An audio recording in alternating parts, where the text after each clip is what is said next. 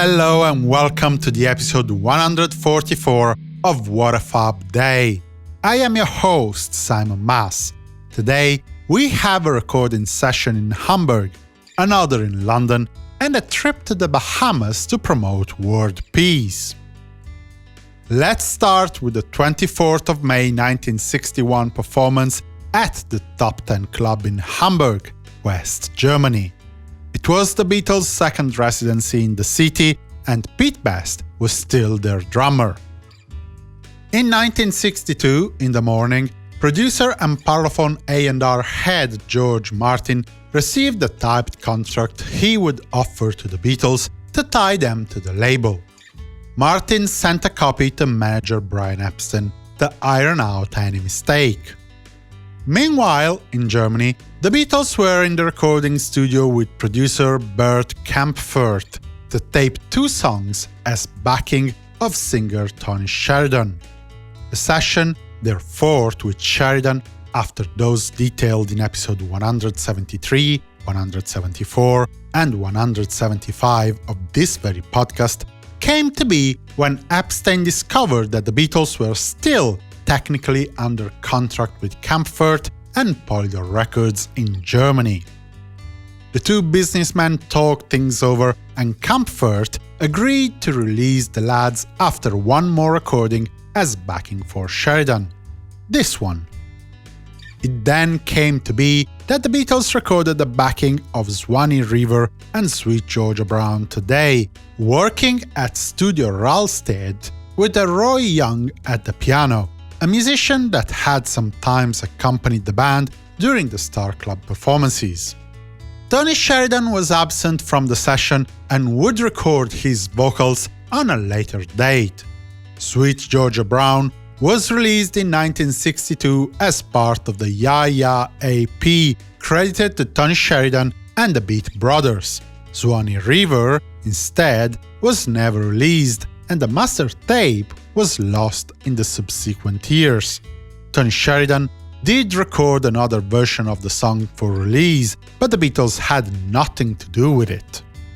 At night, the lads, still featuring Pete Best on drums, performed at the Star Club for the 41st night from the start of their third residency in Hamburg, started on the 13th of April.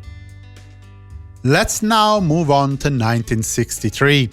As you might recall from episode 120 of What a Fab Day, BBC had approved the birth of a Beatles radio series.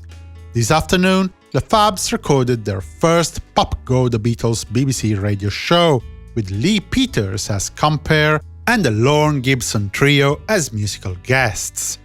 Naturally, the Beatles appeared as resident band. The recording took place from 2 to 6 p.m. at the Aeolian Hall in London. The Beatles taped their performances of From Me to You, Everybody's Trying to Be My Baby, Do You Want to Know a Secret, You Really Got a Hold on Me, Misery, and the Hippie Hippie Shake. Beatles historian Mark Lewson maintains that the Fabs had some slight difficulty recording the show, being the first time they played the role of hosts. The band also recorded the rock version of the nursery rhyme Pop Goes the Weasel, changed to fit the title of the show. The song served as the tune that would open and close each episode.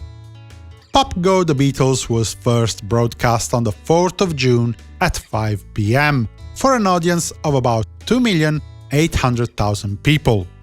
The appreciation index of the program was a meager 52 out of 100, despite some ecstatic comments from a segment of the interviewed audience. In the evening, after the recording, the Beatles performed a slot at another stop of the Roy Orbison package tour, this time at the Granada Cinema in Walthamstow, London. By the way, remember to let your voice be heard whether or not you like this podcast. Drop me a line, send me comments, I'm all ears. Or should I say eyes? Anyway, you get my drift.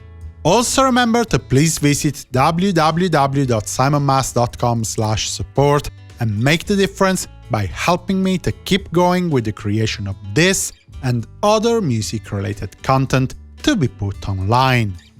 Thank you for being Fab!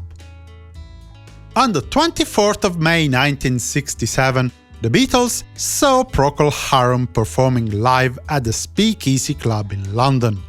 John Lennon was a big fan of their first hit, A Whiter Shade of Pale. In 1969, John Lennon and Yoko Ono flew to the Bahamas from London, with Ono's daughter Yoko, Apple's publicist Derek Taylor, and 2 film operators. The idea was to have a second bed-in for peace on the archipelago, and specifically at the Sheraton Oceanus Hotel in Freeport. The destination was chosen because John couldn't obtain a US visa due to his November 1968 drug conviction. The couple thought that broadcasting their message of peace to the States from Bahamas was a good enough compromise on the initial idea of meeting President Nixon to give him some acorn. The group was forced to pay over £500, about £7,000 in 2020 money, for the excess baggage, mostly due to filming equipment. This closes today's episode of What a Fab Day. Tomorrow we have the recording of It's All Too Much and other assorted stories. For the moment, I wish you a good day and a fab continuation. Simon Mas, music you love.